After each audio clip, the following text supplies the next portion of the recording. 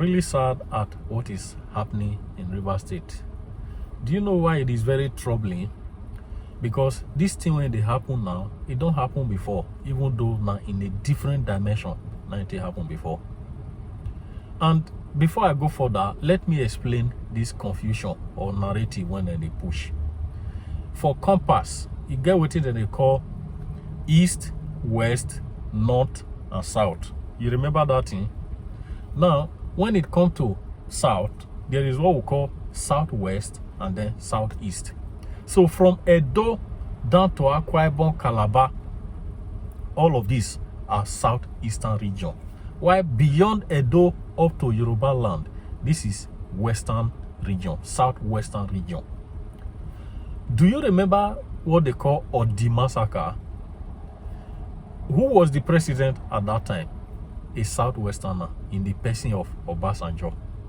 During Obasanjo time, they unlive people for Odi because of oil matter.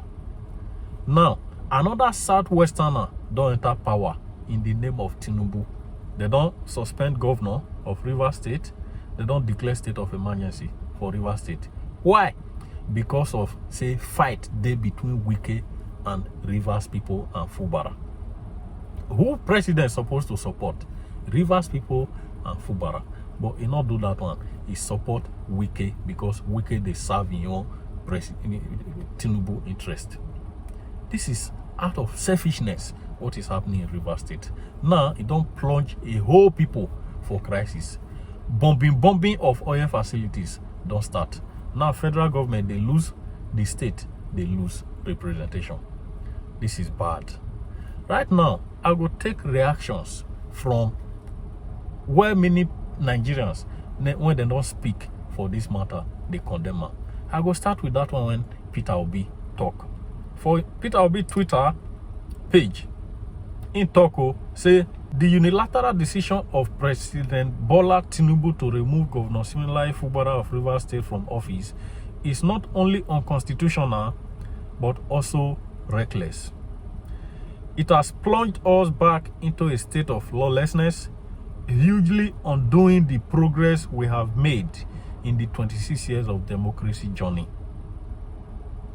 By disregarding the rule of law, the president has shown a dangerous willingness to trample on democracy. The declaration of a state of emergency in Rivers State is not just reckless, it is a clear attempt to return us to a state of nature and tighten its grip on power at all cost. It is a dangerous backdoor imposition of martial rule on a strategic part of the federation with all the implied negatives.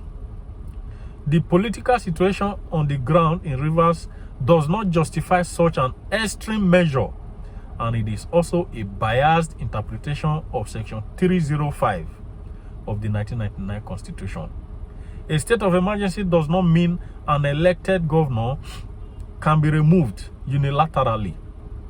This decision does not align with democratic norms or good governance. Instead, it appears to be a predetermined action serving specific interests rather than the collective good of the people of Rivers State and Nigeria. This action constitutes an unconstitutional overreach, setting a dangerous precedent that threatens democracy, the rule of law, and the separation of powers. If left unchecked, it could foster a culture of impunity. Having already been grappling with non-adherence to electoral qualifications, rules, and massive rigging, adding arbitrary removal of elected officials will push us to a state of nature and anarchy. I appeal to the National Assembly and all stakeholders not to allow this to stand, as it only deepens the culture of impunity and brigand already threatening our democracy. A new Nigeria is possible, Peter Obi. Me, I'm not sure of this one, no. Now, let us move to the reaction of Atiku Abubakar.